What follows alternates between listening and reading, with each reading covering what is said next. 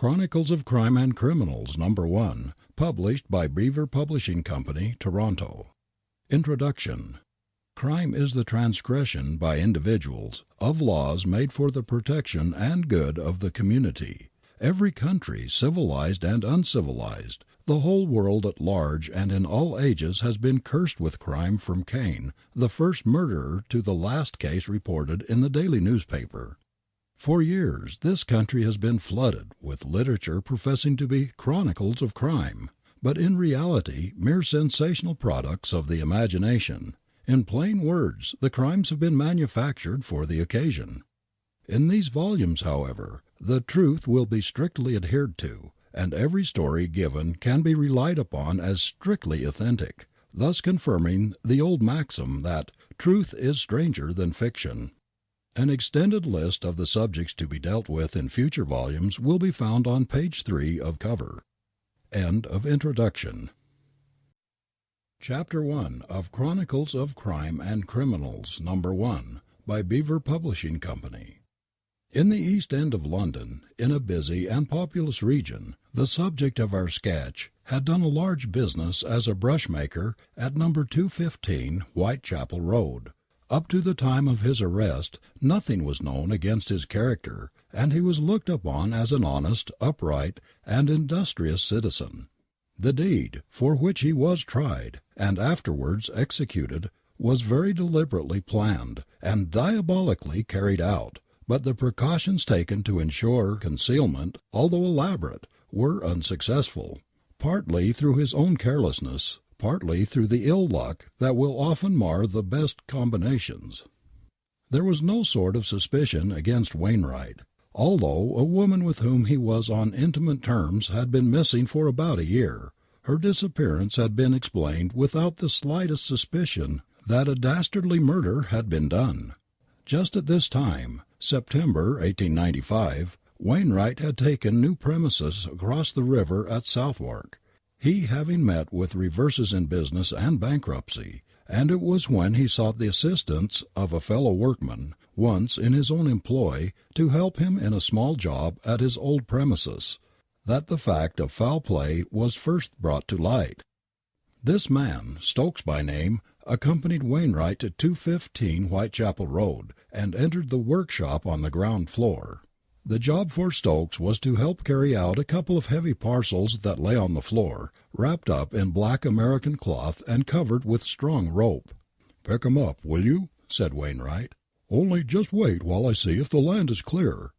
There's that magging old Johnson in the court. I don't want to see him." Stokes tied the parcels, but protested they were too heavy.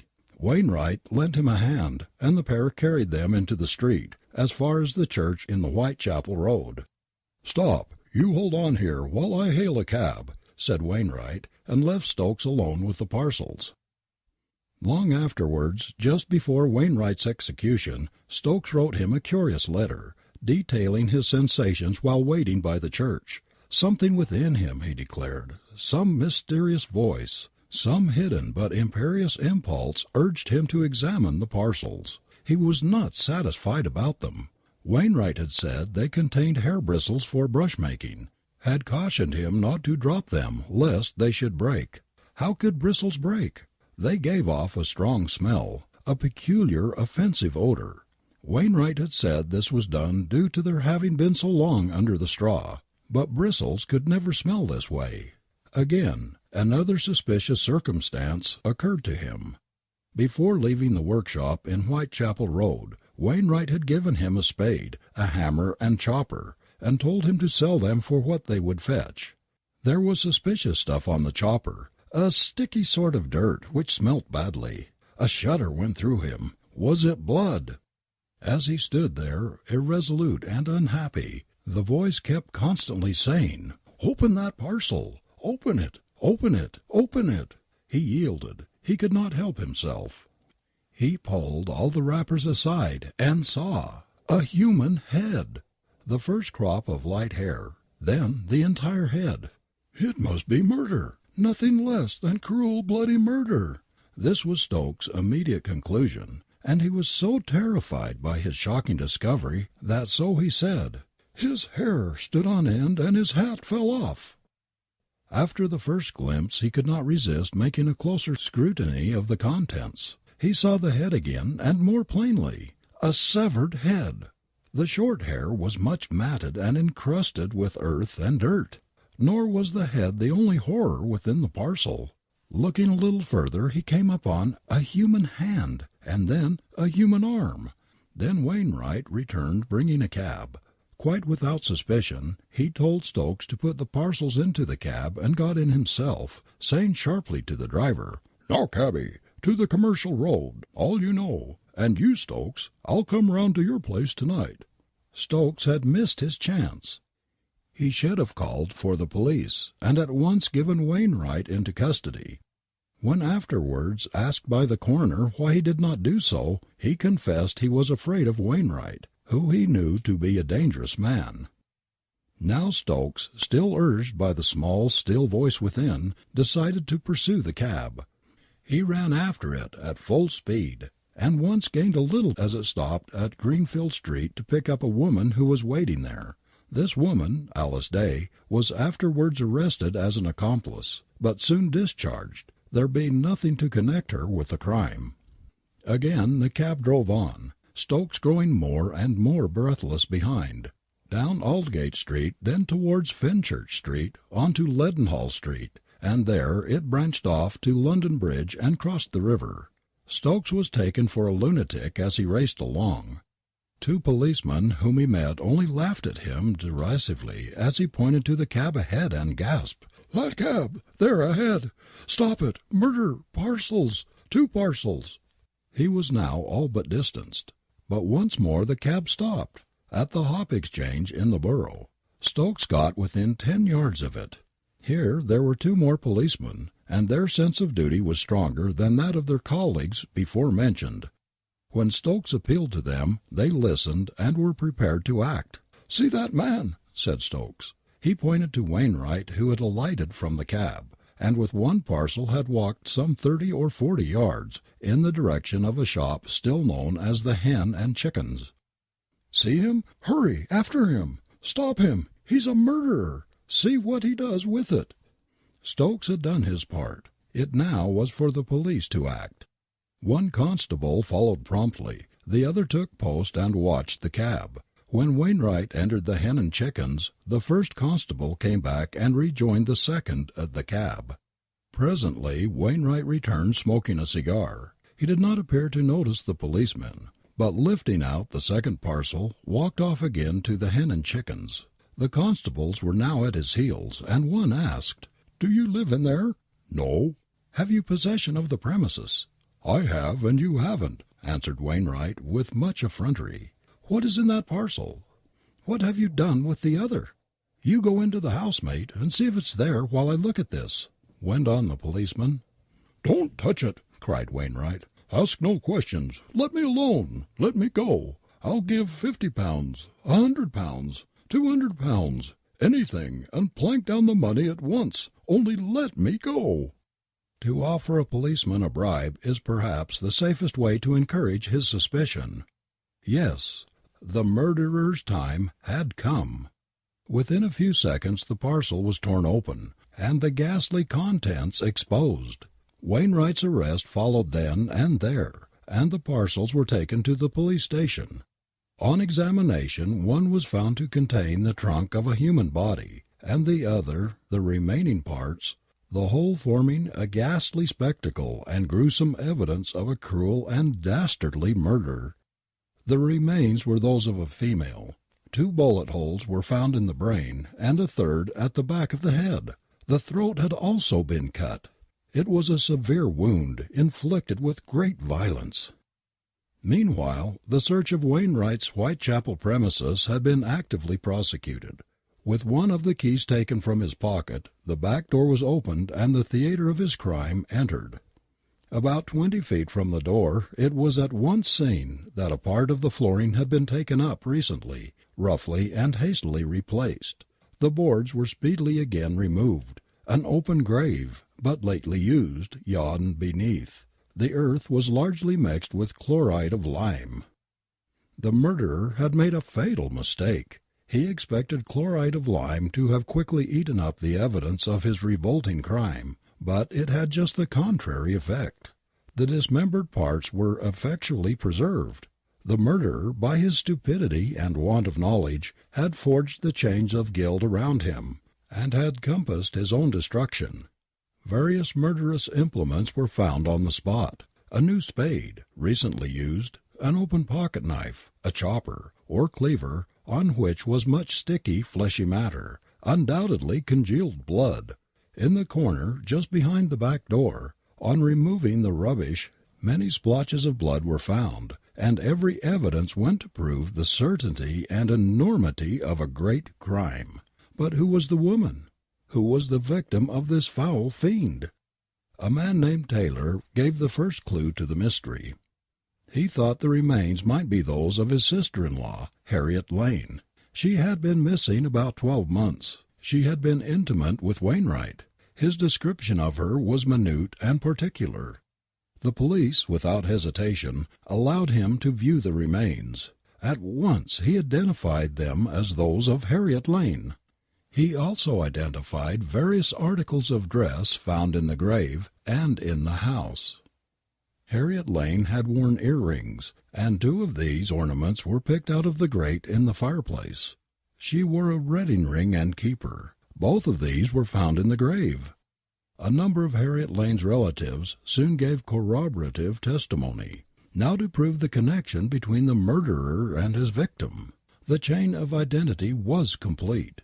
It was proved beyond doubt that Wainwright had been intimate with her for a long time, and that she had left her last lodgings in Sydney Square, Mile End, with the avowed intention of going to live with Wainwright at 215 Whitechapel Road. This was on 11th September, 1874. She was never seen alive after that day. Nothing had been heard of her since. Although on good terms with her relatives, she had entirely disappeared. After a time, Mrs. Taylor went to Wainwright and asked after her sister. He said that he had given her money to go to the seaside for a holiday. 2 months later she went again. Wainwright said Harriet had gone off with a gentleman who had come into a fortune. Old Lane, her father, had also been to Wainwright, demanding his daughter, dead or alive. Wainwright put him off with another story. He produced telegrams to prove his story, but he read them out himself. All these were lies, in plain English, most damnable lies. The poor victim had long lain in her lonely grave. The telegrams mentioned were proved to have been written by Wainwright's brother, Thomas, who was afterwards tried and sent to penal servitude as an accomplice of this cruel murder. The web was tightening. Long before the trial it had been woven around Henry Wainwright. Justice was about to be done, and that right speedily. There was proof that he bought a quantity of chloride of lime on 10th September, the night previous to the crime, also an axe and spade. A man working in a shed next to 215 Whitechapel Road could swear to hearing reports of pistol shots on the evening of 11th of September.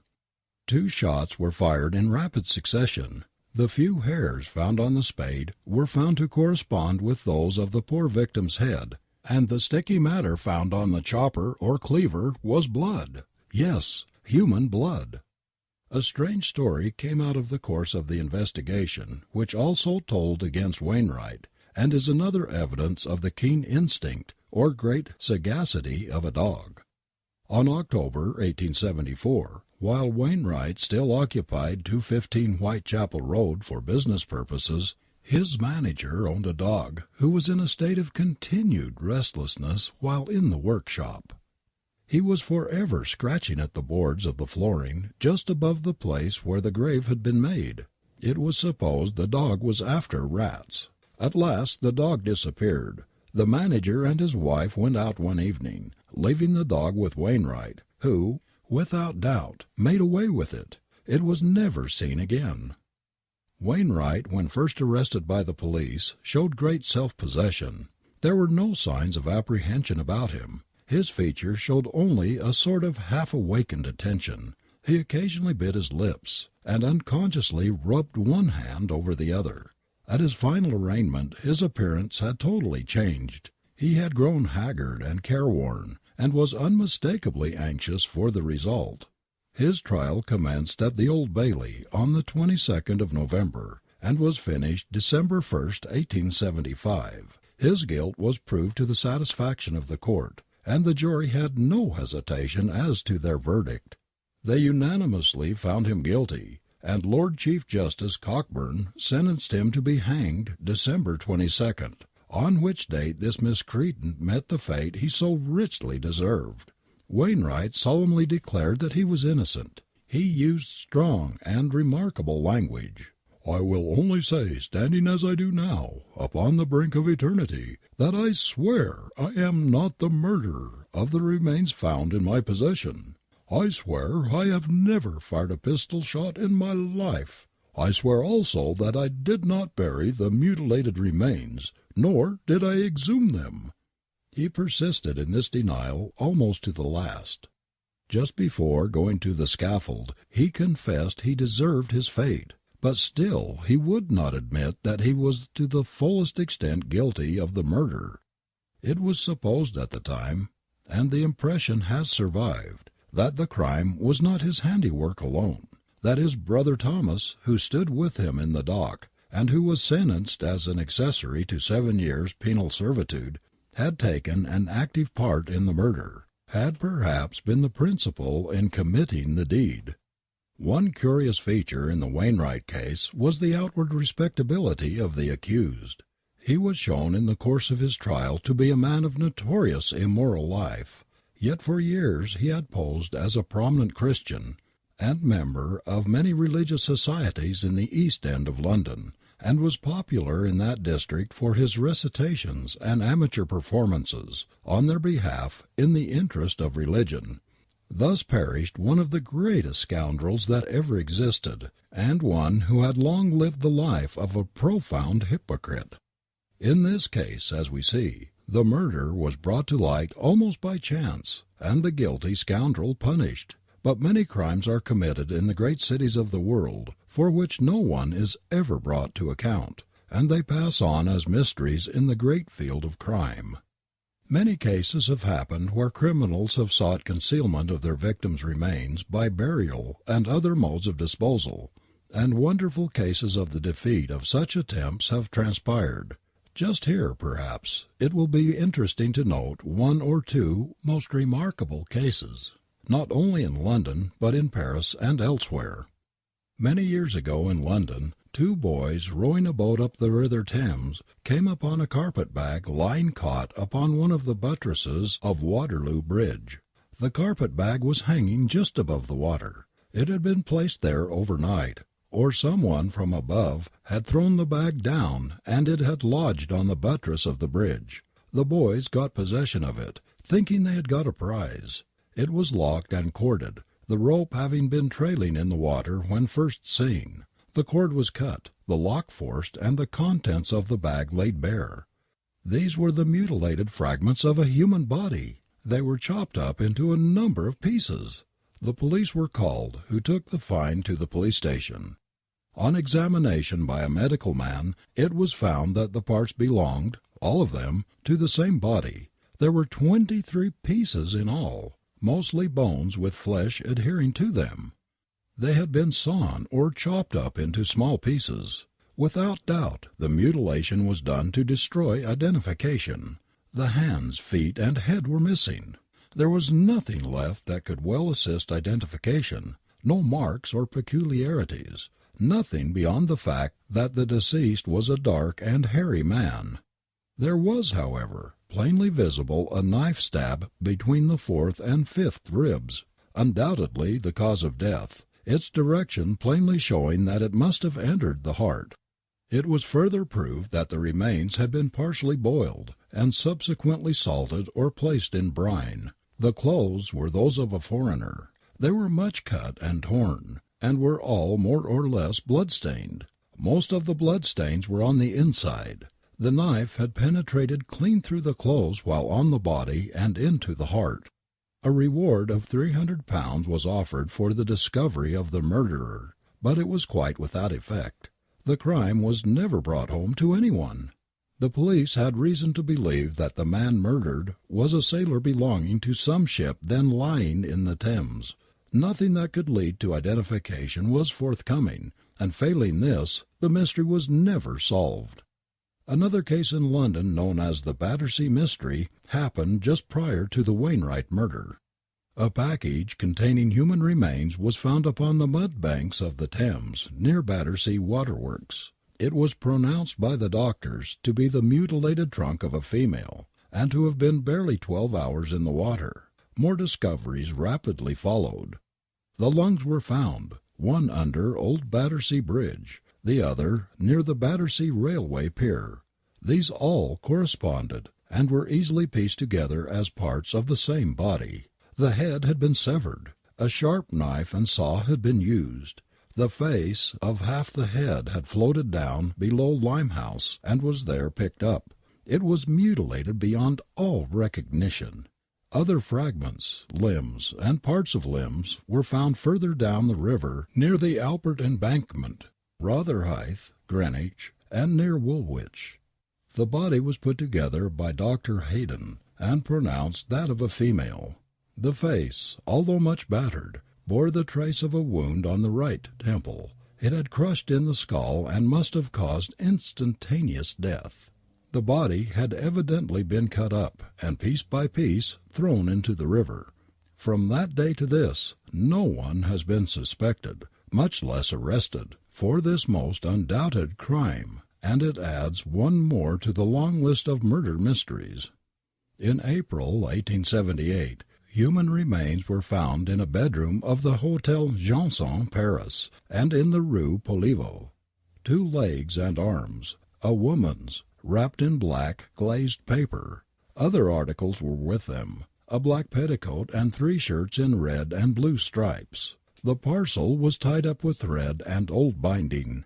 These remains had been hidden in a cupboard, and lay there just a fortnight. The fragments and articles were taken to the morgue, and viewed day after day by the public. They were never identified, and the episode has long been forgotten. One evening in September, Madame Thierry, a respectable housewife in the Rue de la Chapelle, Paris, was seated at her doorway, enjoying the cool evening, when she observed a man on the other side of the street, very oddly engaged. He was strewing the roadway with scraps of meat. At the opening of a sewer he threw down a larger piece, which looked like a whole joint. Her suspicions were aroused, and seeking an acquaintance, they went together to report the circumstance to the commissary of police. Search was at once instituted. The result was the discovery of many fragments, all undoubtedly human remains, enough nearly to form the body, the head alone being still wanting. Now Madame Thierry came forward with a strange statement. She had dreamt of nothing but the strange incident, and had been haunted perpetually with the shadowy resemblance of the man with someone she knew. It was a police officer, a former neighbor of hers in the Rue des Royers. He lived next door, she said, a tall, stout man, a police sergeant, who, when in plain clothes, was uncommonly like the man I saw the other night. Now it was remembered that a stout police officer named Prévost was attached to the division which included the Rue des Royers. Prévost was summoned from the police at the very moment he was discussing the recent discovery, and was saying, "I would never allow myself to be caught, if I did it. If I killed a man, I would disfigure him so that no one would identify him. I'd cut him up and get rid of him in such a way that no one would find the pieces." He said, to cover up a crime was very easy, and truly, that many murders were never discovered. He was confronted by Madame Thierry, who at once identified him. Further inquiry brought to light the fact that Prévost was absent from duty the night Mrs. Thierry had seen the man distributing the scraps of meat. All his assurance left him then, and he confessed the crime. His victim was a jeweller's traveller named Lenoble, and he killed him for a watch and chain, and some glittering baubles which Lenoble had offered for sale. The head was the sole portion of the murdered man's remains that was still undiscovered. Prévost was pressed to say what he had done with it. After a pause he pointed silently to the fireplace. The head had been stuffed up the chimney. When it was dragged down it is said to have looked exactly like a barber's block. The face was handsome. The features were perfectly regular. The complexion was as clear as wax. To complete the resemblance, the dark mustachios were carefully trimmed, and the deep-toned chestnut hair was curled closely around the head. Prevost confessed that he had intended to boil the head, so as to render it quite unrecognizable, but his prompt arrest prevented this. Extreme surprise was expressed by the police authorities at Prevost's confession. Till now he had borne an exemplary character, but now other suspicions were aroused. It was remembered that a woman with whom Prevost was intimate had disappeared soon after paying him a visit. By his confession it was proved Prevost murdered her. The details of dismemberment are much the same as in Lenoble's case. The fragments were distributed in the same way. The head, when severed from the body, was buried in the glacis of the old fortifications. Prevost obliterated the bloodstains made in the process of cutting up by pouring ink on them. There is no doubt that Prevost would have enjoyed absolute immunity over his first crime had he not been so easily led into a second. No doubt, but for the chance recognition of Madame Thierry, he would again have escaped scot-free. By an inscrutable providence, however, he was detected, and paid the penalty of his crime under the guillotine. In Norwich, England, many years ago, a murder was committed which would have remained a mystery forever unsolved, but for the voluntary confession of the criminal. In the year 1851, a tailor resided in Norwich, a man named Sheward, married to a woman older than himself, and they were somewhat strained in their relations. In the month of June, Mrs. Sheward disappeared. Sheward gave out that she had left him of her own accord, eloped to London. This was not accepted as a final explanation by her relatives, yet no steps were taken against Sheward, for the reasons to be now set forth.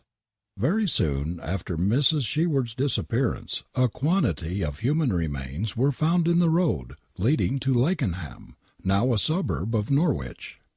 First a hand, then a foot were found, and on several succeeding days bones and fragments of flesh were picked up in the city and near Norwich. A number of portions were found, and it was presently possible to reconstitute the body for medical examination. The doctors gave their verdict without hesitation. It was the body of a young woman about 26 years of age. The grounds on which this decision was made were published long afterwards. A surgeon deposed that the well-defined understructures of the skin, its delicacy, the neatness of the foot, that of a person not accustomed to toil or to wear coarse, heavy shoes, the clean, well-trimmed nails of both hands and feet, led him to fix her age between 16 and 26. Yet this same surgeon admitted at the assizes 18 years afterwards that these appearances were not inconsistent with much greater age. 54 even, the age of Mrs. Sheward, in fact, at the time she was first missed. Had the medical evidence been more accurate at that early date, the man Sheward would hardly have escaped stronger suspicion. It seems a little strange that a closer investigation was not made, seeing that the disappearance of Mrs. Sheward and the discovery of the remains were so nearly coincident in time. But Sheward was esteemed as a mild, inoffensive creature, and his explanation of his wife's departure looked natural and plausible enough. So the murderer was left with his guilt unharnessed and unmolested, but no doubt continually tormented by his own conscience and reminded of his crime. Only a couple of years after the deed his wife came into some money, and he was called upon to produce her. It is easy to realize his terror lest the old lame excuse of her elopement should not be accepted by the relatives and co-beneficiaries. Still he held his ground in Norwich. By and by he married again, but still pursued his old trade. But it was observed that he grew more and more depressed, that he took to drinking, that he talked of leaving Norwich for good, and at the last he went to London, and was led, by imperious impulse, to the very spot in Walworth where he had first made the acquaintance of his murdered wife. Then his crime was so forcibly brought home to him that he resolved to take his own life. But the Almighty would not let him do it, so he told the authorities, for now he went and gave himself up to the authorities. Just 18 years had elapsed since the crime. At the time of his surrender he had a razor in his pocket, but had not dared to commit suicide. His confession was not at first credited.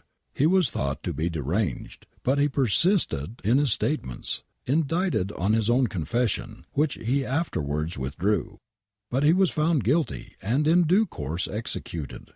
When in his condemned cell he made a clean breast of his crime and described exactly what had occurred. There had been an altercation about money matters. Sheward had grown wild with passion and attacked her with a razor, which he ran into her throat. "She never spoke again," he said. "I then threw an apron over her head and went out." That night he slept in the house. Next morning he commenced his horrible task. For several days he worked hard at his gruesome task of preparing for the disposal of the body. His proceedings were akin to those of other murderers of his class, and he tried the various processes detailed in other cases. On the 5th day he had completed the dismemberment, and had almost entirely disposed of the remains by throwing them down the sewers, or burying them in the suburbs. He burnt all the clothes and bed linen, last of all, the long hair. It was light auburn hair and plentiful. "I cut it up with a pair of scissors into small pieces, and they blew away as I walked along." The mutilation had been so complete that even the ring finger had been cut off. In this case we see another instance, of many, where medical evidence has been completely astray, yet the incontestable fact remains that murder will out, and the cases are comparatively few where the murderer escapes detection and his just reward. End of Chapter 1.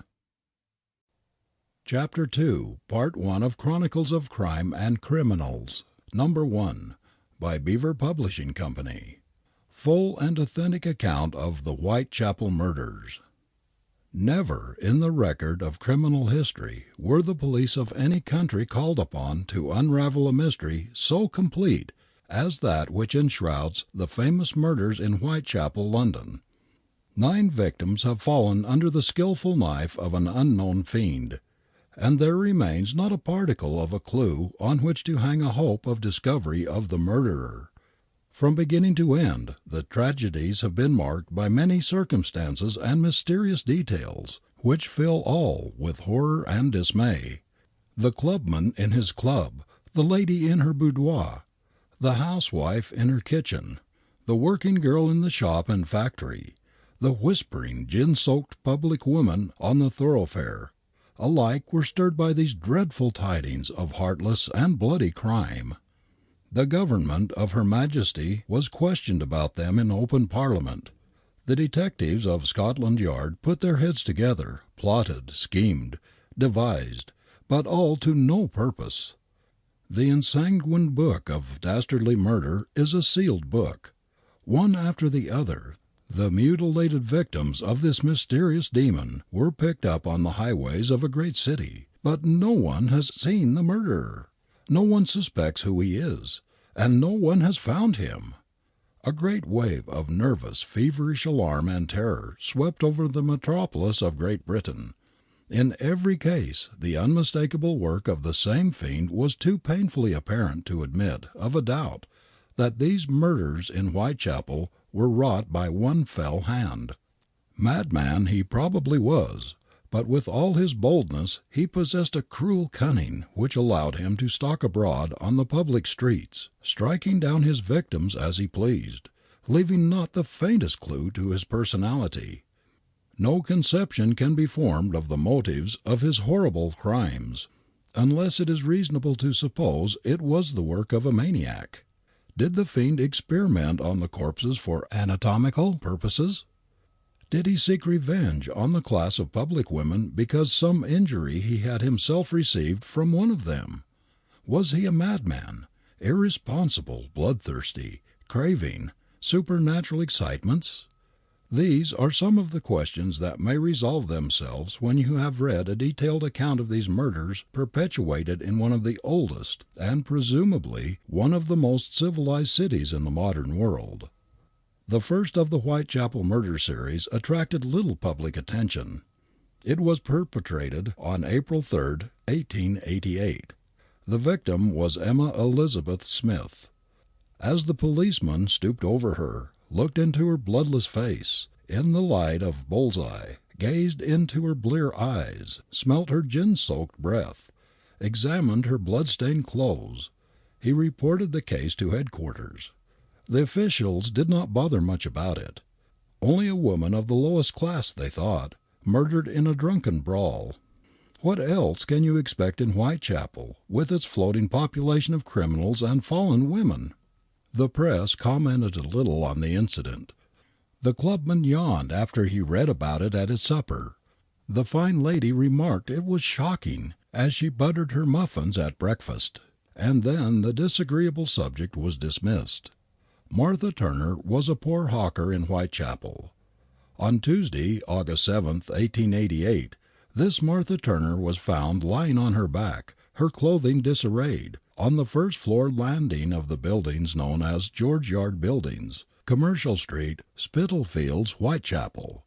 Her throat was cut, her breasts were amputated and laid beside her, her legs were lacerated with knife gashes, and the blood stained the floor with clotted red. The day previous to the second murder had been what is known as Bank Holiday, and it was late in the evening that day that the murder had been perpetrated. Martha Turner had evidently met her fate by the same hand that struck down Emma Elizabeth Smith. The same mutilation of the same parts was visible. The same rapid work was traceable in the assassin's onslaught. As nearly as the police could determine, both women had been seized suddenly, unexpectedly, by a powerful arm from behind, and their throats cut swiftly by the rapid stroke of a razor-edged knife. Such was the force of the murderer's death blow, and such the keenness of his devilish weapon, that the head was almost severed from the body, hung loose, and the knife had left its imprint upon the bone at the back of the neck. But more remarkable than the ghastly work at the throat was the discovery that the woman had received no less than 39 distinct, deep and clear cut stabs upon various parts of her body. From these wounds the blood had poured forth, saturating her clothes, and covering the steps on which she lay with a slippery coating of coagulated blood. Examination of the body revealed the same horrible, indescribable mutilation of the uterus that had marked the first murder. The underclothing of coarse material had been thrown roughly up over the victim's head, and a jagged wound crossed the bowels, laying bare the intestines. Below this a portion of the woman's body had been cut out with the nicety and skill of a surgeon's knife, leaving only a blood-oozing and quivering aperture. The organ had been removed, as in the case of the first murder. Horror seized the police authorities on seeing this sight. Several friends of the victim were arrested and held by the coroner. But little was found that cast light on the crime. At the inquest, Mary Ann Connolly, known in Whitechapel as Pearly Poll, was a witness, who was expected to give valuable information. Inspector Reed asked that she might be cautioned prior to being sworn, and the coroner complied with this request. "I am a single woman," testified Pearly Poll. "I've been lodging in a lodging house in Dorset Street. I have gained my livelihood on the streets. I've known the murdered woman for 4 or 5 months. We called her Emma. The last time I saw her alive was on Bank Holiday, at the corner of George Yard, Whitechapel. We went to a public house together and parted at 11:45. We were accompanied by 2 soldiers, one a private and one a corporal. I don't know to what regiment they belonged, but they had little white bands around their caps. I don't remember whether the corporal had side arms or not. We picked up with the soldiers together and entered several public houses. We drank at each of the houses. When we separated, Emma went away with the private.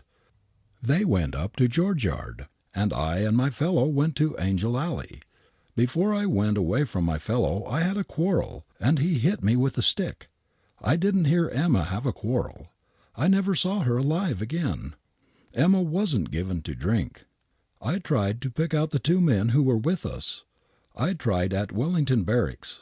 The men were paraded before me, but though I saw two men something like those who were with us on the night of the murder, I couldn't be sure. I left my fellow, the corporal, at 5 or 10 minutes past 12 that morning, and afterwards went along Commercial Street towards Whitechapel. I didn't hear no screams. I didn't hear of the murder till Tuesday." Pearly Paul was the only witness who could give any news at all about Martha Turner, and that news, as you see, was scant enough. The authorities were baffled. The public was beginning to be aroused.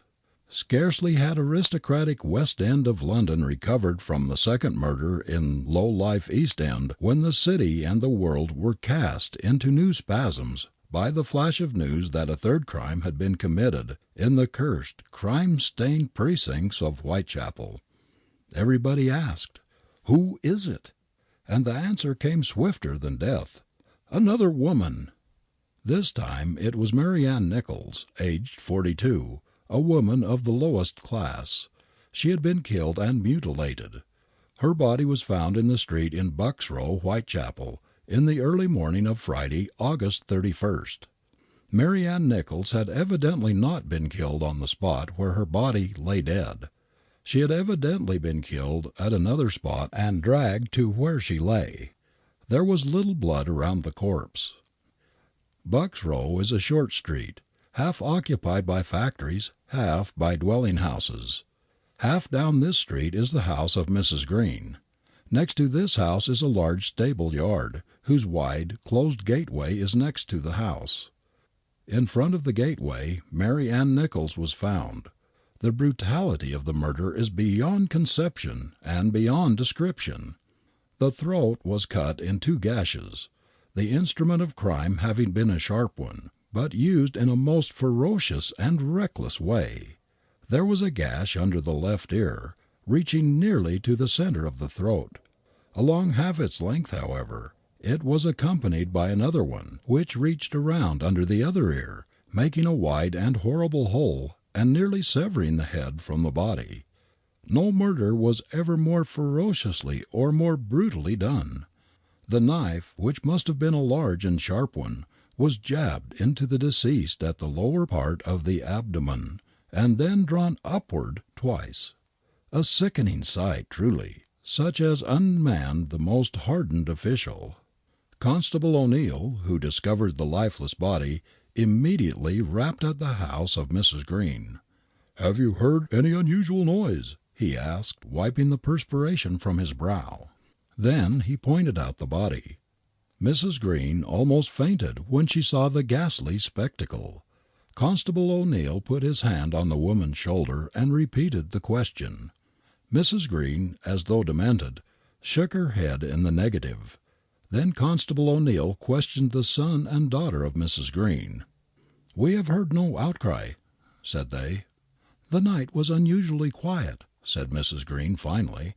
"I should have heard a noise, if there had been any, for I have trouble with my heart and am a very light sleeper." Then Constable O'Neill questioned Mr. Perkins, an opposite neighbour to the Greens, but he also denied having heard a noise in the still air of night. Several people, however, remembered strange sounds.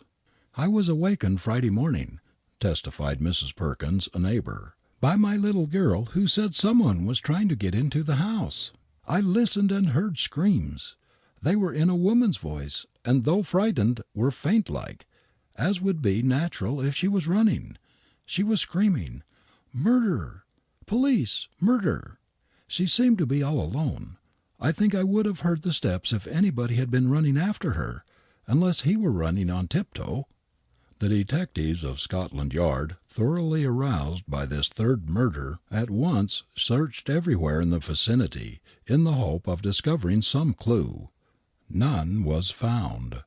Everything pointed to the fact that the murder was committed at some distance from where the body lay.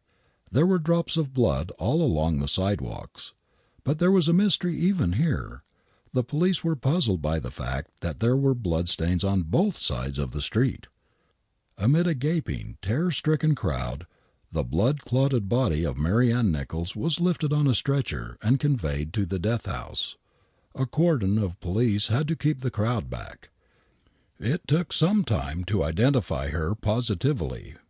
The clothing wore a workhouse stamp.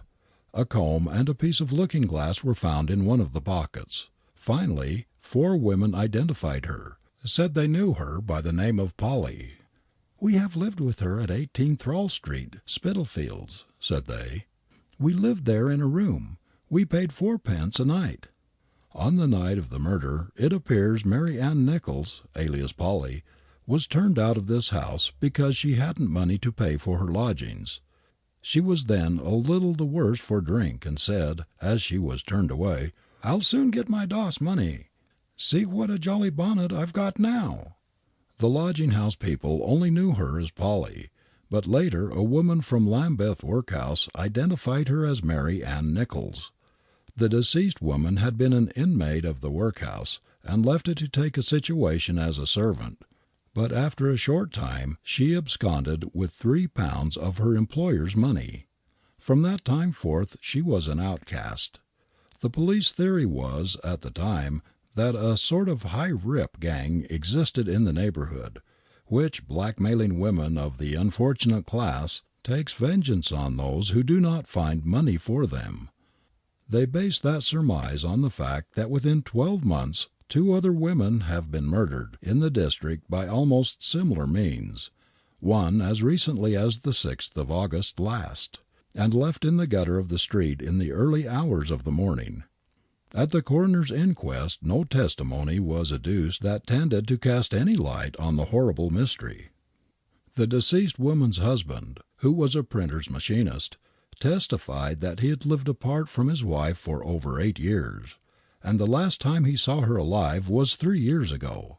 His wife had left him of her own accord, and her drinking habits had led her into a dissolute life. A week after the killing of Mary Ann Nichols, another fallen woman, Annie Chapman, aged 45, was found killed and hacked like the rest, this making the 4th murder. Her body was discovered in Bucks Row, Whitechapel. John Davies, living on top floor of 29 Hanbury Street, stumbled across it on the morning of Friday, August 31st, and yelled for the police. At a spot a very few hundred yards from where the mangled body of the poor woman Nichols was found just a week before, lay this body of another woman, mutilated and horribly disfigured. She was found at 5:30 on Sunday morning, lying in the backyard of No. 20 Hanbury Street, Spitalfields, a house occupied by Mr. Richardson, a packing case-maker. As late as 5 o'clock on Saturday morning, it is said, the woman was drinking in a public house near at hand, called the 10 Bells. Near the body was discovered a rough piece of iron sharpened like a knife. The wounds upon the poor woman were more fearful than those found upon the body of the woman Nichols, who was buried on Thursday. The throat was cut in a most horrible manner, and the stomach terribly mutilated. The bowels were ripped open. The intestines hung out. The place was a pool of blood. While Davies cried for the police, Mrs. Richardson, an old lady sleeping on the first floor front, was aroused by her grandson, Charles Cooksley, who looked out of one of the back windows and screamed that there was a dead body on the corner. Mrs. Richardson's description makes this murder even more horrible than any of its predecessors. The victim was lying on her back, with her legs outstretched. Her throat was cut from ear to ear. Her clothes were pushed up above her waist and her legs bare. The abdomen was exposed, the woman having been ripped up from groin to breastbone, as in the preceding cases. Not only this, but the viscera had been pulled out and scattered in all directions, the heart and liver being placed behind her head, and the remainder along her side. No more horrible sight ever met a human eye, for she was covered with blood and lying in a pool of it. The throat had been cut open in a fearful manner. so deep in fact that the murderer, evidently thinking that he had severed the head from the body, tied a handkerchief around it so as to keep it on. There was no blood on the clothes. Hanbury Street is a long street which runs from Baker's Row to Commercial Street. It consists partly of shops and partly of private houses. In the house in question, in the front room on the ground floor, Mr. Harderman carries on the business of a seller of cat's meat. At the back of the premises are those of Mr. Richardson, who is a packing case maker. The other occupants of the house are lodgers. One of the lodgers, named Robert Thompson, who is a carman, went out of the house at 3:30 in the morning, but heard no noise. Two girls, who also live in the house, were talking in the passage until 12:30 with young men, and it is believed that they were the last occupants of the house to retire to rest. It seems that the crime was committed soon after 5. At that hour the woman and the man, who in all probability was her murderer, were seen drinking together in the Bells, Brick Lane. But though the murder was committed at this late hour, the murderer, acting, as in the other case, silently and stealthily, managed to make his escape. On the wall, near where the body was found, there was, according to one reporter, discovered written in chalk, 5, 15 more, and then I give myself up. Jack, the Ripper. Davies, the lodger, who discovered the body, immediately communicated with the police at the Commercial Street station, and Inspector Chandler and several constables arrived on the scene in a short time, when they found the woman in the condition described. An excited crowd gathered in front of Mrs. Richardson's house, and also around the mortuary in Old Montague Street, to which place the body was quickly removed. Several persons who were lodging in the house and who were seen in the vicinity when the body was found were taken to the Commercial Street station and closely examined, especially the women last with the deceased. Inquiries led to the discovery that the woman was known by several names. Her real name was Annie Chapman, but she had latterly passed as Annie Seavey, and rejoiced in the nickname of Dark Annie. Her age was about 45. She was 5 feet high, had fair brown wavy hair, blue eyes, and like Marianne Nichols, had 2 teeth missing. One peculiarity of her features was a large, flat kind of nose. Her clothing was old and dirty, and nothing was found in her pockets except part of an envelope bearing the seal of the Sussex Regiment. For the last 9 months she had been sleeping at a lodging house, 35 Dorset Street, Spitalfields, and she was there as recently as 2 o'clock on Saturday morning eating some potatoes. She had not, however, the money to pay for her bed, and at 2 o'clock she left with the remark to the keeper of the place, "I'll soon be back again. I'll soon get money for my doss." Almost the very words Marianne Nichols used to the companion she met in Whitechapel Road at 2:30 on the morning of her death. A companion identified her soon after she had been taken to the mortuary as Dark Annie, and as she came from the mortuary gate, bitterly crying, said between her tears, "I knowed her. I kissed her poor cold face." The large, flat kind of nose of the deceased was so striking a peculiarity that the police hoped to be able to fully trace the movements of the deceased by means of it. The clothing of the dead woman, like that of most of her class who ply their trade in this quarter of London, was old and dirty. In the dress of the dead woman 2 farthings were found, so brightly polished as to lead to the belief that they were intended to be passed as half sovereigns, and it is probable that they were given to her by the murderer as an inducement for her to accompany him. Late on Saturday, after the deceased had been formally identified as Annie Seavey, a witness came forward and stated that her real name was Annie Chapman. She came from Windsor and had friends residing at Vauxhall. She had been married, her husband being an army pensioner, who had allowed her 10 shillings a week, but he died a 12-month ago, and the pension ceasing, she became one of the hideous women infesting Whitechapel. She lived for a time with a sieve maker in Dorset Street, and was known to her acquaintances as Annie Seavey. a nickname derived from her paramour's trade. Mrs. Fiddymont, wife of the proprietor of the Prince Albert public house, better known as the Clean House, at the corner of Brushfield and Stewart streets, half a mile from the scene of the murder, told police that at 7 o'clock on Saturday morning she was standing in the bar talking with another woman, a friend, in the first compartment. Suddenly came into the middle compartment a man whose rough appearance frightened her. He had a brown stiff hat, a dark coat, and no waistcoat.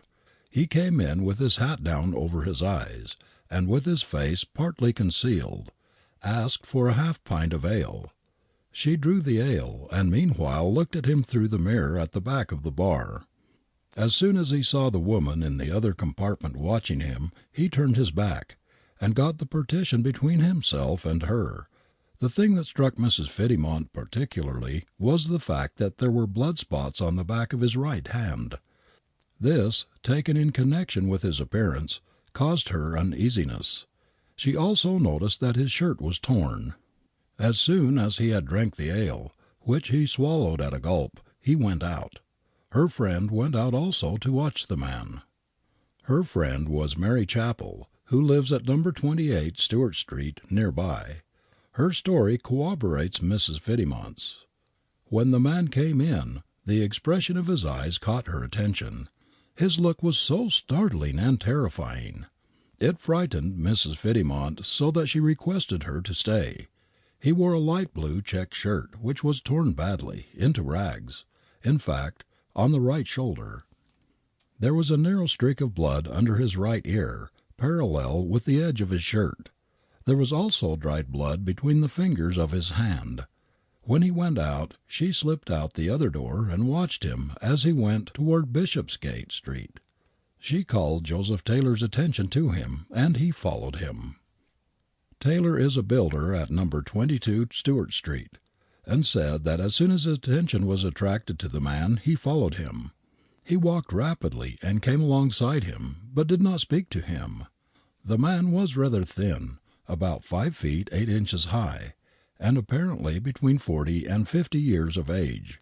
He had a shabby, genteel look, pepper and salt trousers, which fitted badly, and dark coat.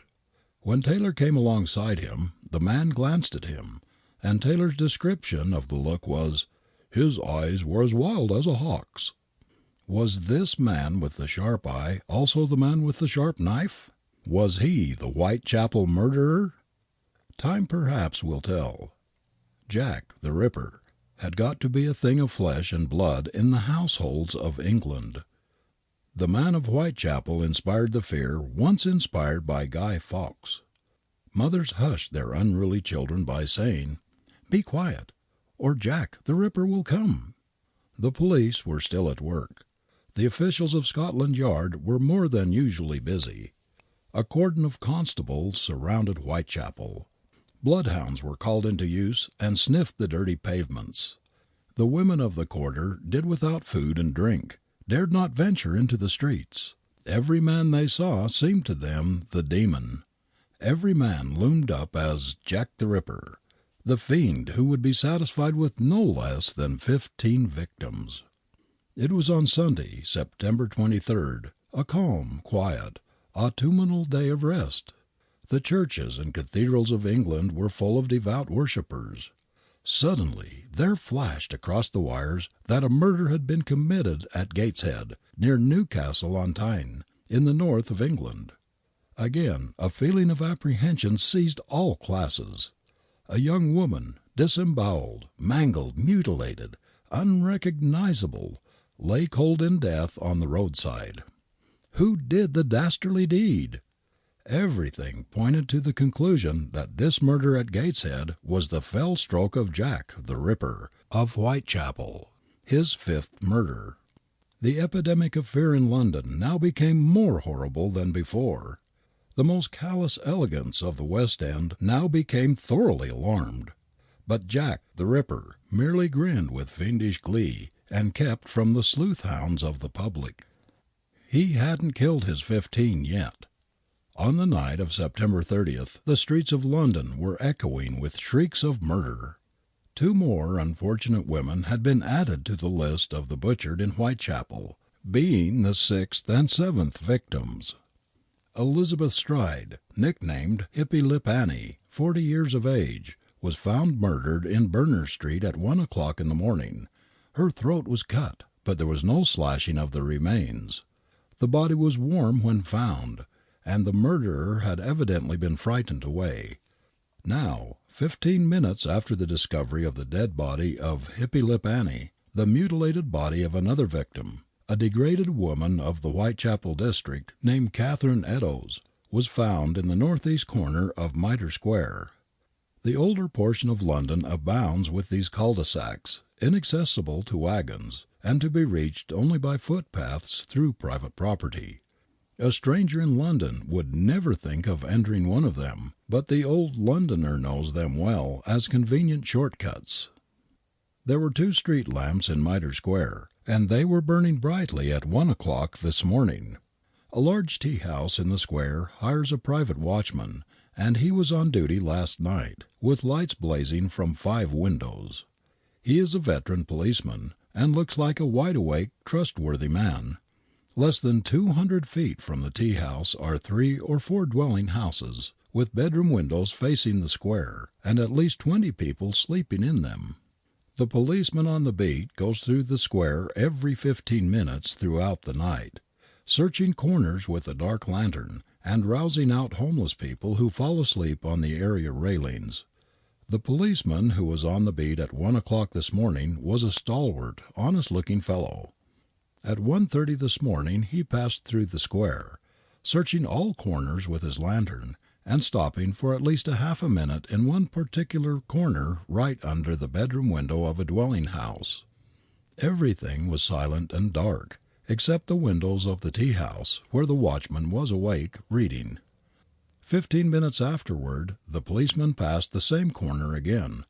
This time he found a woman stretched dead upon the pavement in a pool of blood, her throat cut, her nose torn from the face, the clothes thrown back over the body, the abdomen gashed into pieces, and the intestines wrenched from the stomach. The policeman started. He ran over to the tea-house and hammered on the door. "What's the matter?" shouted the watchman. "For God's sake," said the policeman, "come out and assist me. Another woman has been ripped open." Not a sound had the watchman heard. The slumbers of the people in the dwelling houses had not been disturbed. Within 15 minutes a merciless murder had been committed, and the murderer had disappeared in the darkness without the slightest clue for the police to follow. It was a horrible sight. Every sweep of the assassin's knife had been made to tell. It was a woman about 45 years old, poorly nourished, shabbily dressed, undoubtedly an unfortunate who picked up a living on the streets. In this case no organs were missing, as in the bodies of the women previously murdered. The cuts on the stomach were almost in the shape of the letter T, the upward cut stretching from the uterus to the breast, and a cross cut slanting from the lower part of the left ribs to the right hip. The deed must have been done with a heavy knife, and by someone skilled in the use of it. No jagged hacking, but clean cuts, scientifically made. Several doctors arrived and examined the body. They found a prodigious quantity of blood, which had flowed chiefly from the throat, but the murderer had so carefully avoided it that not a single footmark could be traced. The body was removed to the mortuary, where a careful post-mortem examination took place. There was a tattoo mark of a figure 4 on the woman's left forearm. Throngs of noisy men, dissolute women and squalid children surrounded the localities where the murders were committed and the places where the bodies await the coroner. They struggled and fought with each other to gain admittance to the dead house, and the police had to use brute force to drive them back. It was a panic of fear and frenzy that those who witnessed will never forget. Early in the day people were allowed in the dead house to see the woman found on Berners Street and to try and identify her. As soon as she was identified, the doors were closed to all except persons having business there. Those living in the neighborhood who did get a chance to approach the corpse paraded the streets all day with bloodstains of the victim on their fingers and described the appearance of the body over and over again to all the people who would listen to them. London was now thoroughly alarmed. Sir Charles Warren issued a proclamation. The Lord Mayor offered a big reward for the capture of the murderer. Even the swell in the West End stopped sucking the end of his cane, and showed considerable animation over the horror that took place with such startling successive rapidity. Everybody felt that the condition of the lost women in London ought to be investigated. Everybody felt there was much rottenness in the existing state of things. Is it a wonder there are so many degraded women in London? If the West End is full of iniquity and injustice, can you marvel at dissipation and debauch in the East End? London was soon stirred by another sensation. On October 2nd, 1888, the highly decomposed remains of a woman were found on the site of the projected Metropolitan Opera House on the Thames Embankment. The spot is near Charing Cross, 3 miles west of Whitechapel. But the state of the body, the gashes, the mutilations, the cuts, the holes in the flesh, proved plainly that the murderer was the old fiend, that this was his 8th victim. He had evidently attacked his victim from behind, cut her throat from ear to ear, dug his knife into her breasts. Then he raised her poor, dishevelled clothing, slit the body right and left the intestines exposed in a clotted pool of blood. There had evidently been a hard fight. Spots of gore were splattered all over the pavement. But the victim, in spite of her struggles, had succumbed to the hellish adroitness and diabolical strength of her foul assailant. There she lay in the moonlight, stiff, stark dead, and the murderer escaped. Newsboys hawked about the dreadful news. London at its breakfast read of a new tragedy. The calls for the resignation of Sir Charles Warren, Chief of Metropolitan Police, already loud, grow louder. Old men told the story of crimes in the olden times. Terrible as this 8th murder was, Whitechapel had been the scene of mysterious murders before. Close upon 80 years since it, and indeed the whole country, was startled by the perpetration of a series of most revolting murders, the scene being Ratcliffe Highway.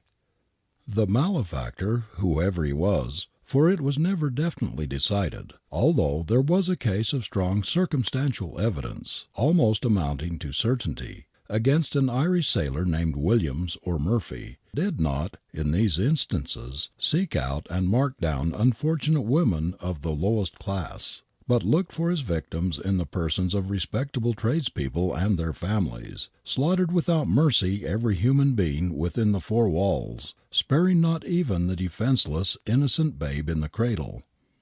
The 2 distinct crimes, in which 7 lives were taken, occurred within the space of a fortnight.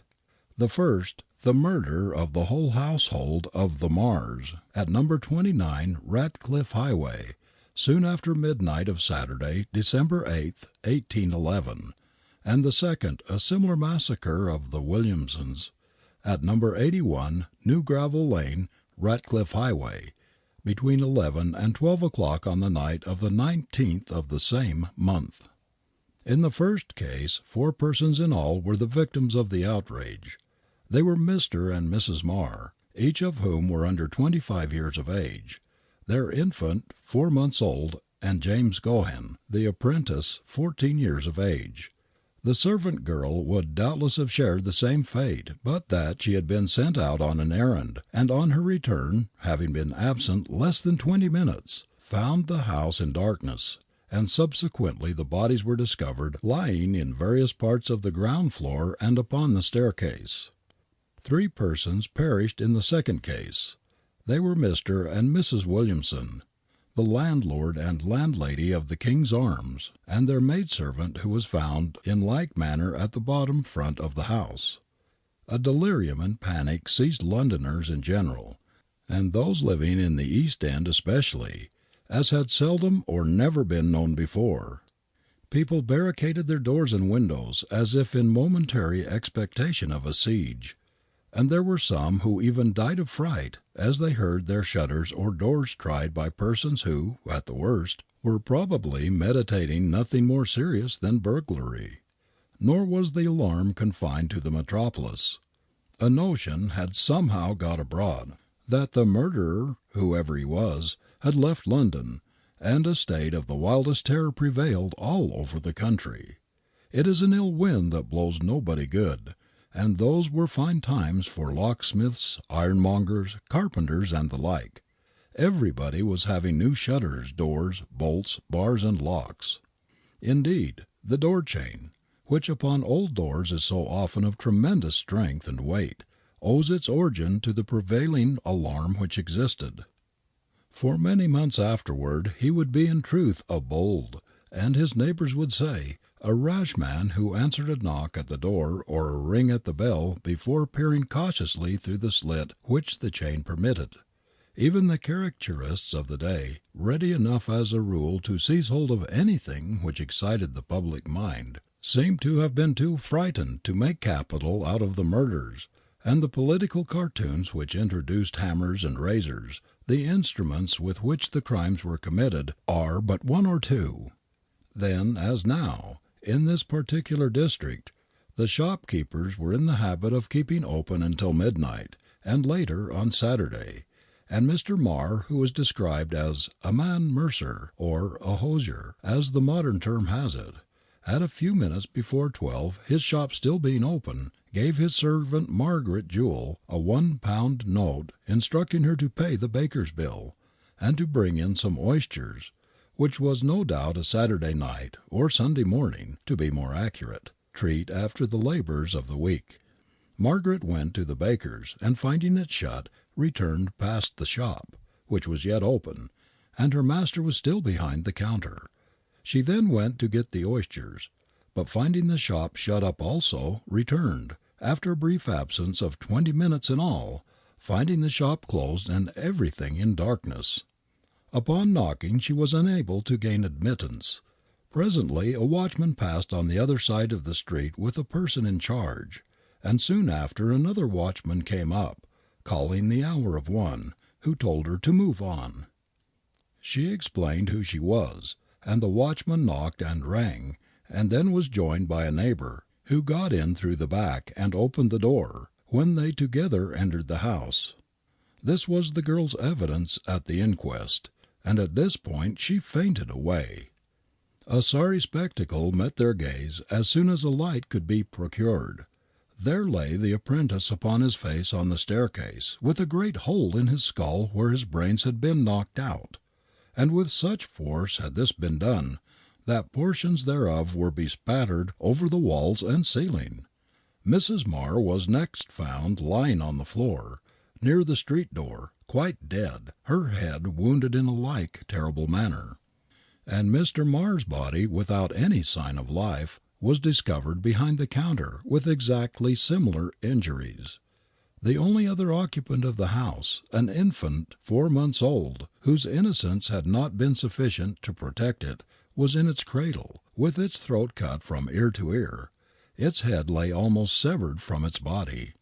Nothing was missing from the house, although there were £152 in the cash box, and the ill-fated Marr had nearly £5 in his pockets. The assassin, whoever he was, had disappeared, leaving behind him a large shipwright mallet, which was covered in blood, weighing 2 or 3 pounds, with a handle 3 feet long, a ripping chisel 18 inches long, and a wooden mallet about 4 inches square, with a handle 18 inches in length. Mr. Murray, the neighbour, stated that at about 10 minutes past 12 he heard a noise in Marr's house, like the pushing of a chair, and the watchman said that soon after 12 he had called out that the window was unfastened, and had been answered from within. "We know it." The girl gave evidence that while she was waiting she heard a child cry, and then someone came downstairs. Prints of blood-stained footsteps of at least 2 persons were, it was said, discovered in the rear of the premises, and several people were taken up on suspicion, but were discharged. The churchwardens of the parish offered a reward of £50, and this was supplemented by £20 from the Thames Police Office. But nothing came of it.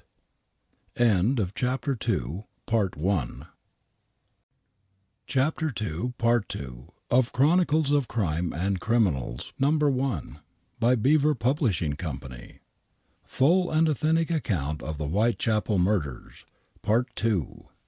Whilst London was ringing with the news, the terror which already existed was heightened by the intelligence of a crime which was equally barbarous and almost equally inexplicable. The unfortunate sufferers by the first outrage were buried in the presence of a large number of people on the Sunday following, and on the Thursday after, the 12th night from their death. The entire household of Williamsons, with one exception, was slaughtered, as already stated. On that night between 11 and 12, the passers-by in New Gravel Lane were alarmed by a cry of "Murder!" which came from a man clothed in nothing but his shirt, who was hanging by the sheets of his bed, which he had knotted together, from a second-floor window at No. 81 in that thoroughfare. He contrived to reach the ground, and then told those who had hurried upon hearing his cry of "Murder!" that murderers were in the house, slaughtering everyone within. A couple of men thereupon burst open the door, when they found the mistress and maidservant lying by the kitchen fire with their throats cut from ear to ear. In the cellar was the master of the house also, with his head nearly severed from his body, and one of his legs broken. The grandchild of the murdered man, a little girl, was happily found alive. But there were evidences that the murderer had entered the room, doubtless with the intention of slaying it also, for he was eventually shown pretty clearly to have been the murderer, and no doubt his fiendish instincts were equally strong on each occasion. The noise of the breaking door and the persons entering the house, however, prevented his carrying his diabolical purpose into effect. Rushing upstairs, the crowd found the door of a room locked. As they burst it open, they heard the crash of glass. The murderer had sprung through the window, and in the fog which prevailed was lost to sight. Then the man in the shirt found an opportunity to speak. It appeared that he was a lodger in the house and had gone to bed, but was awoke by a cry of "We shall be murdered!" Out of bed he sprang, and looking over the stairs, saw through the window of the tap-room a powerful, well-made man, 6 feet high, dressed in drab, shaggy bearskin coat, stooping over the body of Mrs. Williamson, rifling her pockets. Then upon his terrified ears came the sounds of the sighs of a person in the agonies of death. Frightened half out of his life, he ran to the top of the house, but could not find the trap-door whereby to escape. Then he crept back to his room and escaped, as stated, through the window. Rewards were now offered amounting to £1,500, and a great number of persons were taken up on suspicion. Amongst them was a John Williams, or Murphy, for he went by either name, an Irish sailor, lodging at the Pear Tree public house, not far off. The wallet which had been left behind was marked with the initials J.P., and a wallet so marked was missing from a tool chest which had been felt at the Pear Tree by John Peterson, a ship's carpenter. Mr. Vermilye, the landlord, who was at the time of the murders in Newgate for debt, was shown the wallet. Murphy's washerwoman stated that there was blood on a shirt and some on stockings he had sent to her. More than one person had seen him near Williamson's house on the night of the murder, and others proved that he was well acquainted with both Marr and Williamson. Then, with that fatal stupidity that so often characterizes the guilty, Murphy, when told on Friday morning of the murder, and being yet in bed, replied surlily, "I know it." In his dreams, too, he had muttered words sufficient to implicate him, and so he was apprehended on the same day and committed for trial on the Saturday, a strong escort being provided to guard him on his way to Coldbath Fields Prison. Nor was the caution ill judged. All along the route he was attended by a howling, roaring mob, anxious to tear him limb from limb, and hurl his quivering flesh to the four winds. Escort and prisoner were only too thankful to get safely to the prison. Murphy managed, however, to cheat the hangman, and 2 days after Christmas his lifeless body was discovered hanging by his handkerchief from the iron grating of his cell. In accordance with the barbarous custom of the period, the suicide was buried in the dead of night at 4 crossroads, with a stake driven through his body. Not many months ago, Messrs. Aird and Lucas, workmen, digging a trench for the purpose of laying a main for the Commercial Gas Company at a point where the Cannon Street Road and Cable Street in St. George's in the East intersect one another, discovered a skeleton, supposed to be that of Murphy, with a stake driven through it, and some portions of a chain were lying close to the bones. The death of Murphy did not do much toward allaying the public panic. A general notion prevailed that he had been assisted by accomplices, and 2 of his friends named Albras and Hart were apprehended. But after several examinations they were discharged. The excitement took a long time to subside, but eventually the occurrences faded out of recollection, and now, with the exception of the journals of the period, there's nothing to keep alive their memory but the innocent door chain, with which not 1 in 100 of the modern jerry-built villas is furnished. Such is the yarn that old people in London tell young people of famous murders in Whitechapel. Meanwhile, though the old mystery was solved, the new is as deep and dire an enigma as ever. Dorset Street is one of the narrowest, dirtiest little alleys of all those that go to make up the labyrinth known as the East End of London. To get there a cabman had to ask questions, a rare thing, while his passengers on the journey loses all idea of location, and wonders whether the cab's horse's head or tail is pointing toward the north. Until today, only a few out of many million landowners knew that Dorset Street in the East End existed, but they know it now, and will, with all other Englishmen, talk about it for weeks. On the day of the Lord Mayor's show, November 9th, all interest was taken from that senseless pageant by ragged boys struggling through the crowds with bundles of newspapers, and yelling that another horrible Whitechapel murder had occurred in Dorset Street. You have read about these Whitechapel murders, and you know how the cutting up of some wretched woman is a happening which the average Britisher has come to look for as one of the regular incidents of metropolitan life. It has got to such a point that those murders can almost be written up after the methodical fashion which characterizes the minutes of some school board meeting. Each time a miserable creature belonging to the most degraded class of women is mutilated in a most inconceivably horrible fashion, the murderer has disappeared. The police do nothing but observe secrecy. The general public theorizes as to whether the murderer is mad or sane, short or tall, English or foreign, etc. The Whitechapel women shiver in bunches, wondering whose turn will come next, and after a while the terror in the East End and the curiosity in the West End subside together until a fresh murder renews them. The last and 9th Whitechapel murder was not committed in Dorset Street, properly speaking. Out of Dorset Street there opens an arched passage, low and narrow. A big man walking through it would bend his head and turn sideways to keep his shoulders from rubbing against the dirty bricks. At the end of the passage is a high court, not 10 feet broad and 30 long, thickly whitewashed all round, for sanitary reasons, to a height of 10 feet. That is Miller Court. Misery is written all over the place. The worst kind of London misery, such as those who have lived their lives in America can have no idea of. The first door at the end, on the right of the passage, opens into a tiny damp room on level with the pavement. The landlord of this and neighbouring rooms is a John McCarthy, who keeps a little shop on Dorset Street on the side of the passage. About a year ago he rented it to a woman who looked about 30. She was popular among the females of the neighbourhood, who shared her beer generously, as I've been tearfully informed, and went under the title of Mary Jane McCarthy.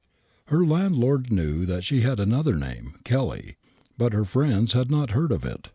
It seems there had been a Mr. Kelly, whom Mary Jane had married in the manner which is considered satisfactory in Whitechapel.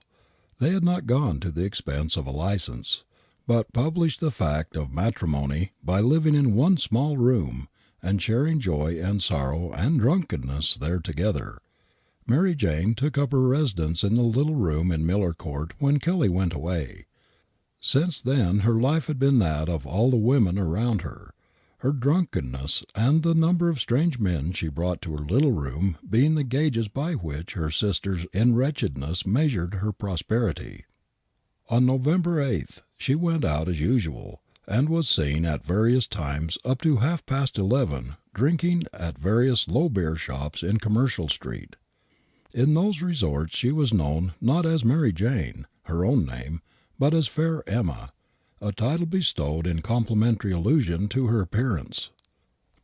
At last, just before midnight, she went home with some man who appears to have dissuaded her from making a good night visit, as was her custom, at the drinking place nearest her room.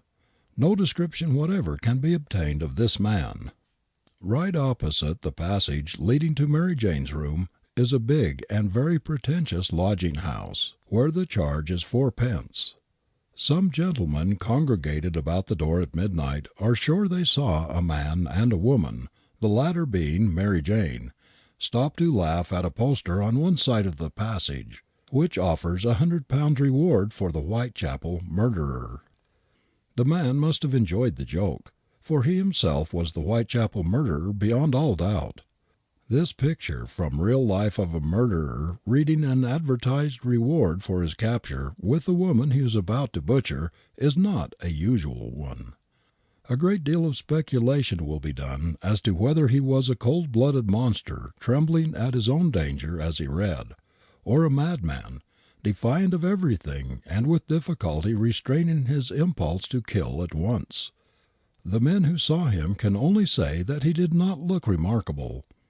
At 10 o'clock in the morning, just as the Lord Mayor was climbing into his golden carriage, 3 horrified policemen, who had first looked in through Mary Jane's window and then drunk big glasses of brandy to steady themselves, were breaking in her door with a pickaxe.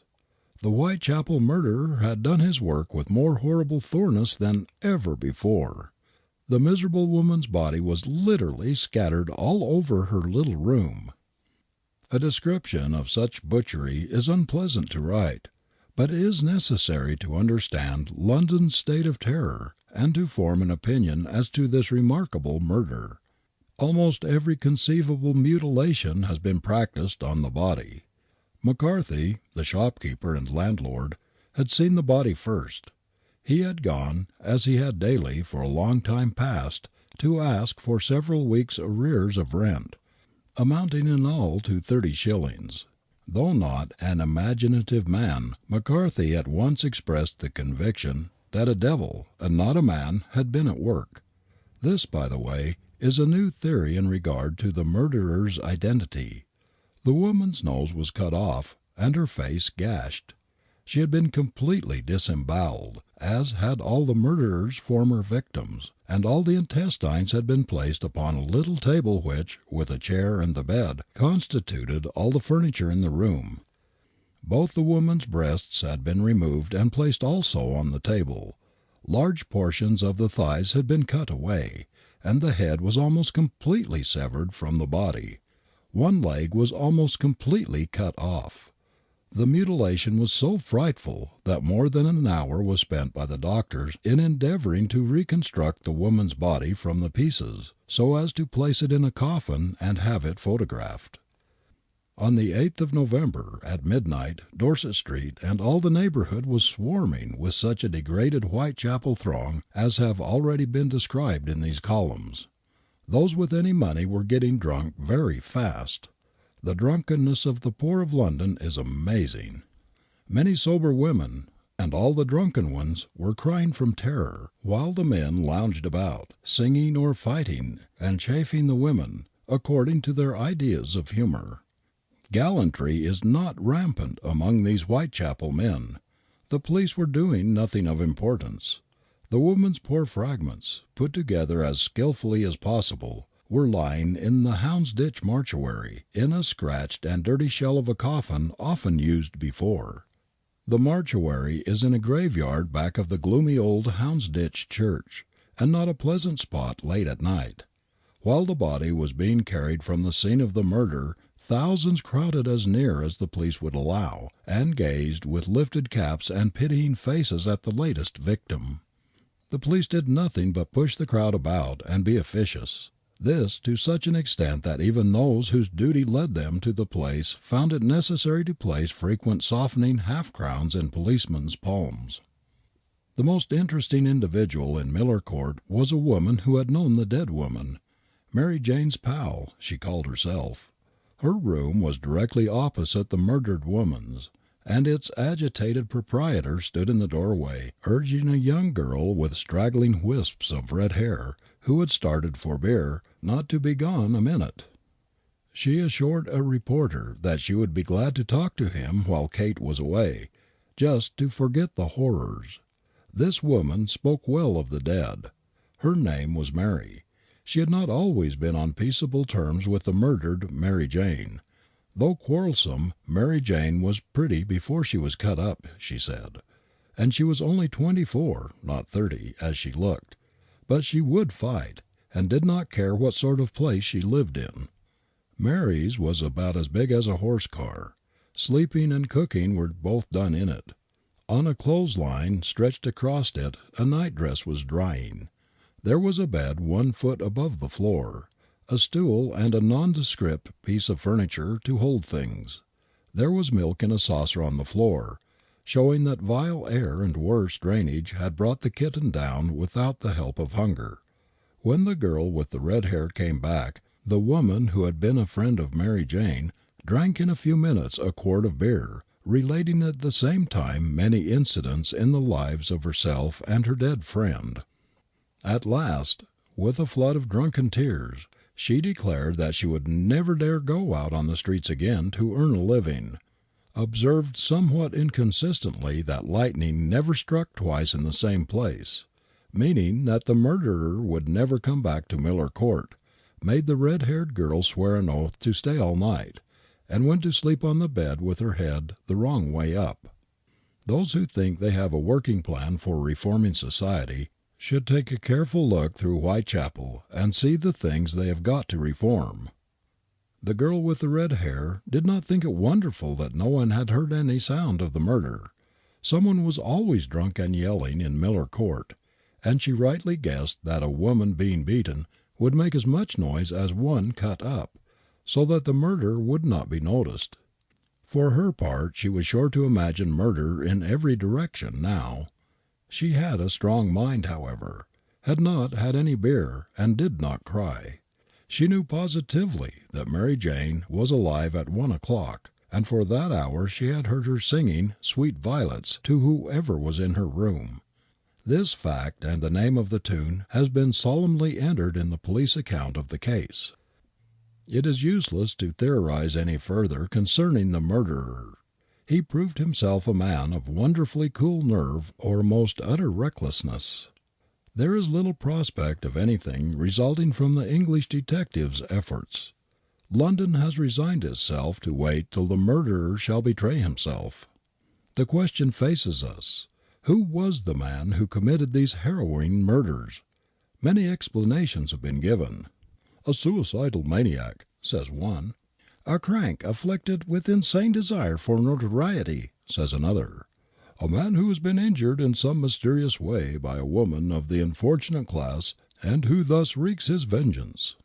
One of the most palpable explanations given as to the identity of the murderer was that advanced by John Paul Bocock in the New York World, ascribing the murders to Nicholas Vasili, a Russian, who committed a series of murders in Paris some years ago, and who, according to the journalist, now repeats his fell work in London. Here is the story of Vasili's crimes. Even if he should not prove to be the Whitechapel murderer, the story is interesting. No stronger story of love, crime, fanaticism, and mania has ever been told. The ferocious stamp of a savage realism marks the history of Nicholas Vasili from the first as that of a man unfettered from human restriction, a law, a creed, a passion unto himself. He was born in 1847, at Tiraspol in the province of Cherson.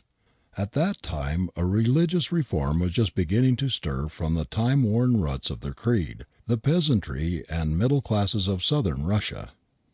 Nicholas grew up to feel its influence to the depth of his strange nature. He grew up to be a tall, stern youth, broad shoulders, strong beyond the common power of his peers, dark-eyed, pale-faced. His family were well-to-do. He did not have to work, but studied, pondered, and came before his majority an ascetic in body as in mind. At the beginning of the year 1872, the Russian Church made a vigorous effort to repress the spread of this fanatical asceticism in Cherson, of which Vasily was now a leading exponent, and which seemed to be running havoc among the peasantry and middle classes. The sect of which he was the rising apostle was that of the Shorn. When the Russian patriarchs began to persecute them, some of the Shorn were for a resort to arms. Others went into voluntary exile, and among the latter was Nicholas Vasily. He was now 25 years of age, and a notable-looking man in any assemblage. He had been well educated at Tiraspol and at the university at Odessa, and he had inherited from his parents an income sufficient to his own frugal needs. So fierce had been his denunciations of the oppressors of the Shorn, so vindictive his asceticism, that he had already come to be recognized as the young leader of this peculiar sect of the proscribed. Through him was crystallized and commanded for rigid discipline and observance of the main dogma, the cardinal principle of the creed of the Shorn, which was the total abnegation of all fleshy, especially sexual, pleasures. To this creed he deemed it his duty to convert the world. He gladly went into banishment, since it gave him the opportunity to make proselytes. The strength of his zeal had eaten up his human affiliations. He was no longer able to agree with even his fellow sectmen. He went to Paris and made himself known through letters of introduction to several members of the Russian colony there. He did not desire new friends among them, but the opportunity through them of becoming acquainted with the city, with the people, and with the cocottes. He had already devoted himself to the salvation of Les Imperdés. He was now der Seelenvetter. In a month or two his new Russian friends saw him no more. He could now find his way about alone. He took bachelor lodgings in Rue Mouffetard. Here his tall, lean, brawny form, his pale, waxy face, his burning black eyes, soon attracted attention. He got to be known as an enigma. Amid piles of books he worked away all day, and when night came went out into the streets to wander about until dawn. His new mission was big within him, but he had not yet revealed it. Often his concierge would find him in the morning bent over his study table, where she had left him the evening before. By and by people began to talk of the Saviour of the lost souls. He would be seen in the bright light of a cafe entrance, beneath the street lamps in the slums, at the edge of a dim cul-de-sac, wherever the nymphs du pavé congregated or could be found by painstaking search, pleading with them, weeping over them, exhorting them to repent, lead a new life, save their souls, and join the sect of the Shorn. From entreaty he passed on to malediction, and he would, in strange burning words and with uncouth gestures, draw pictures of the perdition to which they were hastening, and from which he begged them to permit him to save them. Where they showed a sincere interest in his words, and promised to try to reform, he gave them money from his own purse, but his hopes for their reformation were uniformly disappointed. A few nights would elapse, and the same painted faces and mocking eyes he had pleaded with, and he thought, partially reformed, would present themselves to him under the gaslight and laugh at the handsome gutter preacher. Whether they had cried or fled frightened, or only laughed at his earnest exhortations, the result was the same. He was unable to reform them. He next made the acquaintance of a young lady who worked in a lace-making establishment. Finally he realized that he, the leader of the Shorn, had fallen in love. Then he tried to reconcile faith with passion, and besought Madeline to become of his sect, to renounce the world and live for the conversion of her fellow sinners. She might even become his wife, in a spiritual sense only, and live and work with him. She demurred, he coaxed, then he threatened, and carried his point. But no woman was ever won by threats. And half ashamed of his own violence, Nicholas kept away from Madeline for 3 days. He had never kissed her. Only a hand clasp had sanctified the betrothal. The 4th day he went to the apartment he engaged for her in the Rue Serrurier. The door was locked. When he had knocked violently, Madame Guida, half frightened, opened her own door and asked him what was the matter. "I don't know. Where is Madeline?" was all he could stammer out. His face was frightfully distorted with a terrible presentiment. "Madeline went away," Madame Guida replied, "the day you were last here. She said you and she had got a home of your own. Did she deceive me?" Nicholas said nothing to this, but demanded that the apartment be opened. "You see," went on Madame Guida, "she removed only a part of her wardrobe. She said you would come and take the remainder away for her." Vasili fell into a chair and groaned. Leaping up like a madman, he forced open the little desk he had given Madeline, and ransacking its drawers, finally found what he had suspected, a note in Madeline's handwriting, addressed to himself. He stuffed her other letters into his pockets and sat down and read out to Madame Guida Madeline's last words, which made a fiend of him. "I thank you 1,000 times for all your kindness. I respect but cannot love you. I am grateful, but why should I sacrifice my life to my gratitude? That which brought us together separates us. You saved me, but you ought not to ask me as a reward. I cannot reconcile your roles of gutter preacher and lover. Forgive me and forget me." From that time on Nicholas gave up his proselyting, and devoted his nights to a search for Madeline. His dagger in his bosom warmed his heart and promised him revenge for her scorn. The only woman he had ever loved could not betray him with impunity. After 8 weeks he found her where he had first seen her, in the Rue Richelieu. Without a word he stabbed her in the back. She fell at his feet with a scream. He rushed off mumbling, "She is saved forever. She is sure of heaven. She can sin no more now." Then the gutter preacher disappeared. The Parisian police looked for him in vain. A few days afterwards a cocotte was found in a quiet street of Faubourg Saint Germain, stabbed from behind, dead and mutilated. 3 days later another was found, wallowing in blood, with the same wounds, in the Quartier Mouffetardne. Tremendous excitement followed the discovery. In a week another was found hacked and slaughtered in the same way. Their money, purse, jewels, etc., were intact in all cases. A panic such as that now in Whitechapel followed among the fallen women of Paris. Nicholas, as he afterwards confessed, killed 5 of them in 14 days. On the night of the arrondissement of the Pantheon a dark figure crept up behind a young girl, stabbed her, and started to fly. As she fell she turned and shrieked out, so that the police heard her, "Nicholas Vasili!" Then she died in Nicholas's arms, for he too had recognized her too late. He was seized, dragged to prison, and tried for murder. His lawyer got him a 15-year sentence on the ground of insanity. He confessed his murders to the jury, and told them of his mission on earth. He regretted that he had not killed Madeline when he first stabbed her, and when he left her, as he supposed, dying at his feet. The bloody monster was released from the asylum in Tiraspol on January 1, 1888. He was on his way to London when last seen in January. The Whitechapel murders began in April 1888. Meanwhile, Jack the Ripper still lurks undiscovered. After the 9th murder he sent out the following letter. "Dear Boss, it is no good for you to look for me in London, because I'm not there.